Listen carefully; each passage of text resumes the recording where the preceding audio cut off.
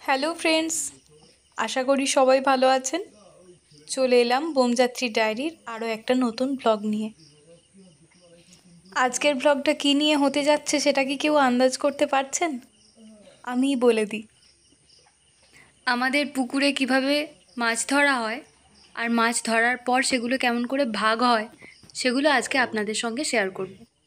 ওই যে দূরে আলোগুলো দেখতে পাচ্ছেন, ওটা হচ্ছে মাছ ধরতে এসছেন যারা তাদের লাইটের আলো।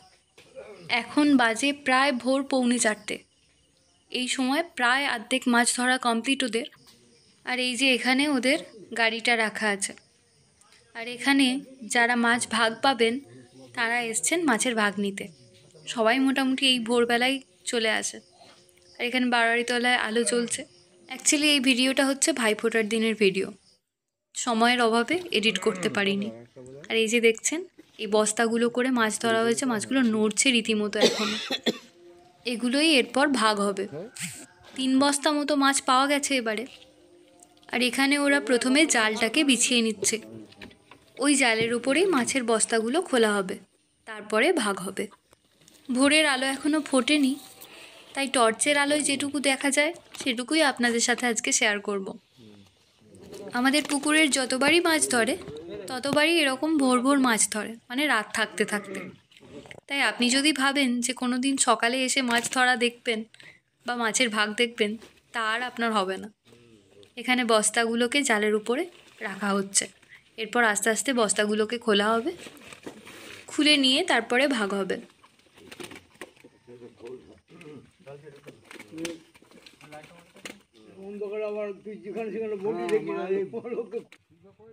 প্রথম বস্তাটা খোলা হয়ে গেল।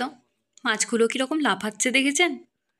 এই বস্তাটায় ম্যাক্সিমামই হচ্ছে ওই সিলভার কার্প, আর ওই একটা আধটা হয়তো কাতলা মাছ উঠেছে।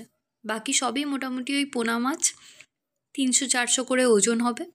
এখন চলছে দ্বিতীয় বস্তাটা খোলার কাজ। চলুন দেখি এই বস্তার মধ্যে আবার কি আছে। এখানে সব বস্তাগুলো খোলা হয়ে গেছে, এবার মাছ ভাগ হচ্ছে। প্রথমে গোটা মাছটা যতটা পাওয়া গেছে তার আধা আধি ভাগ হয়। অর্ধেক ভাগ জেলের, বাকি অর্ধেক ভাগ আমাদের যাদের পুকুরের অংশ আছে তাদের।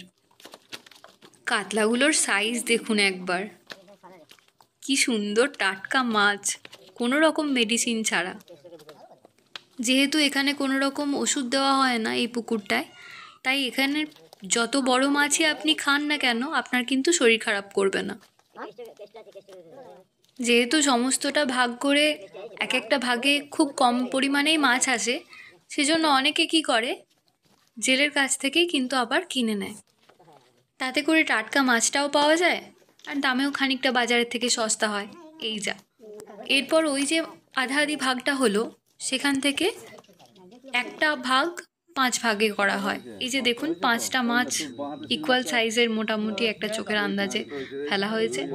এবার এরকম 5টা ভাগ হবে, আর সেখান থেকে আবারও ভাগ হয়। সব কটা মাছ ইকুয়ালি হলো না, সেজন্য কি হচ্ছে, মাছ কেটে ভাগ করতে হচ্ছে। বড় মাছগুলোকে এখন কাটা হচ্ছে, কেটে কেটে পিস করে একটা ভাগে ফেলা হবে। এত দফা যে ভাগ হয় এগুলো মনে রাখাও খুব কঠিন জানেন। আবার সোজাসুজি ভাগ নয় তো, যদি কেউ সামনে থেকে প্রথমবার দেখে তার মাথা গুলিয়ে যাবে আমি নিশ্চিত। তবে বহু বছর পর আজকে আমি এলাম মাছ ধরা এবং মাছ ভাগ দেখতে। আর এই দেখুন অত মাছ থেকে আমাদের ভাগে এসছে এইটুকুনি। এবার ছোটকা বঁটি নিয়ে বসে পড়েছে এগুলোকে আমাদের আবার 4 ভাগ করার জন্য। যাই হোক, চলুন ব্লগটা এখানেই শেষ করি। দেখা হবে অন্য কোনো একটা নতুন ব্লগে। ততদিন পর্যন্ত সবাই ভালো থাকবেন, সাবধানে থাকবেন।